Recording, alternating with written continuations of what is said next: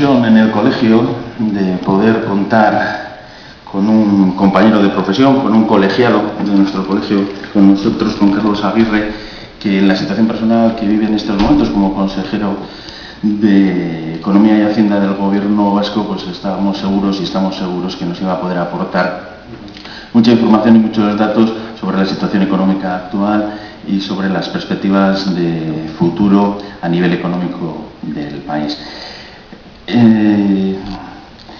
Sin más y por no alargarme, voy a hacer una breve reseña del consejero y ya le doy la palabra para iniciar esta conferencia de hoy. Una conferencia que, por una casualidad, con la disponibilidad en la agenda del consejero, pues ha coincidido con el inicio de nuestro curso, un curso que habitualmente hacemos todos los años sobre normativa tributaria, y nos ha venido fenomenal para que sea pues quien ponga de comienzo a este ciclo de conferencias.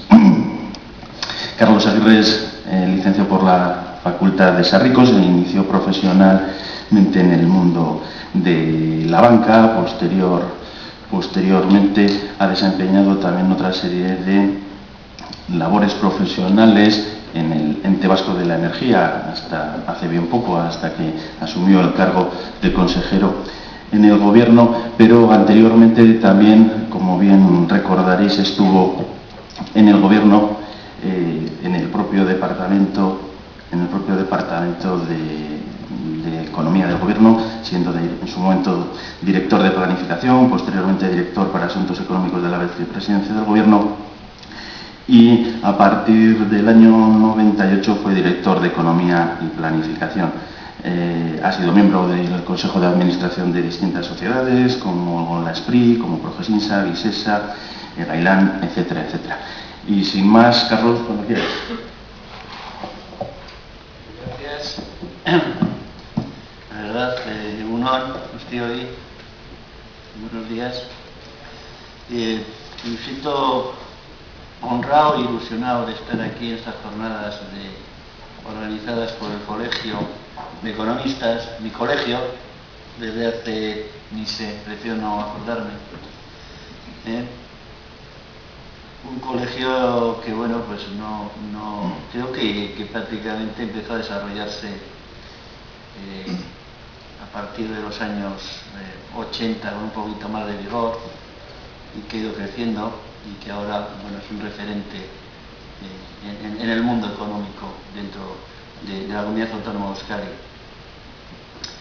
Vengo a dar la charla inaugural de estas jornadas que son sobre fiscalidad, y unas jornadas que, como todos sabéis, se marcan tras una crisis económica quizás la más grave de las últimas décadas, de la que poco a poco vamos saliendo. Una crisis que a su vez ha introducido el debate sobre los límites y la sostenibilidad de los grandes sistemas públicos, fundamentalmente los de asistencia y protección social. Una crisis, por último, que va a generar, de hecho ya lo está haciendo, profundos cambios en nuestra economía y nuestra sociedad.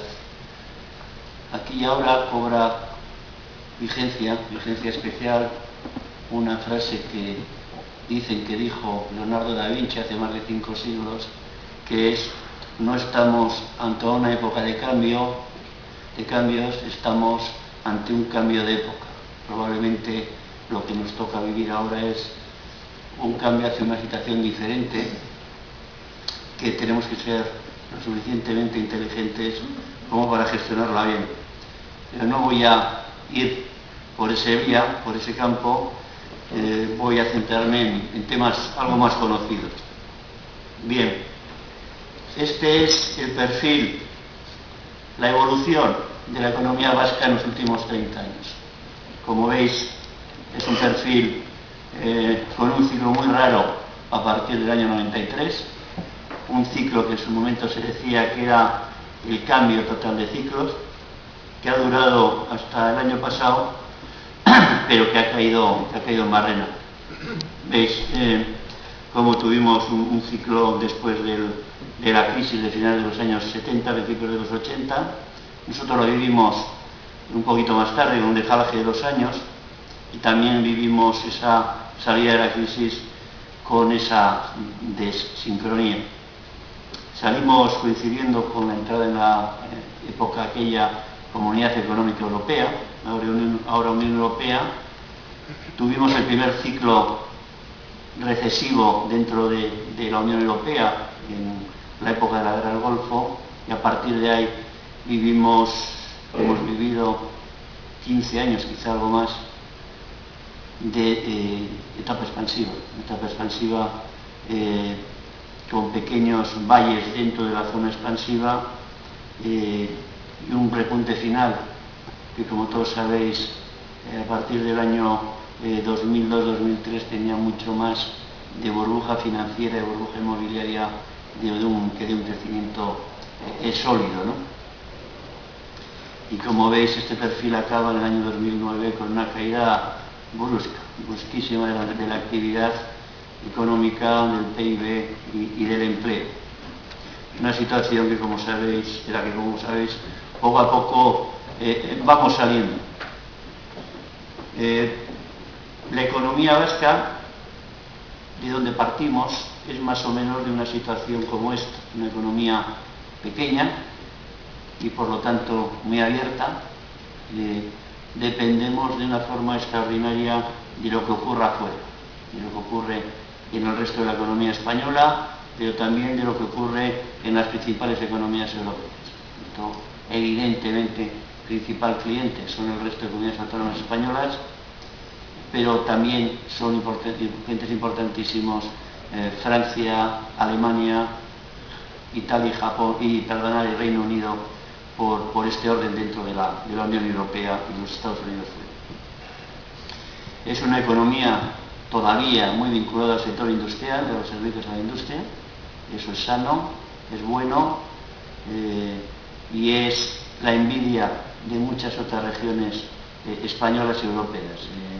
Aunque caímos en lo que fue el peso sectorial del PIB desde la reconversión de los años 80 hasta ahora, lo cierto es que es una caída que tiene una parte de reconversión, pero también una parte ficticia, que viene determinada por la externalización que se ha producido en las empresas vascas de determinados servicios que ahora se prestan desde el pujante, que es el que más ha crecido, sector de servicios a la industria, servicios a las empresas, consultorías, etc. Somos una economía de pymes. El número es ese, en realidad, evidentemente, en número de ocupación y en generación de valor no lo es. Pero yo muchas veces digo a gente joven, cuando me toca estar en un acto de estas características, que no piensen que su futuro está en las grandes corporaciones. En realidad, donde está el empleo, donde está la actividad, donde está la capacidad de trabajar es en las pymes.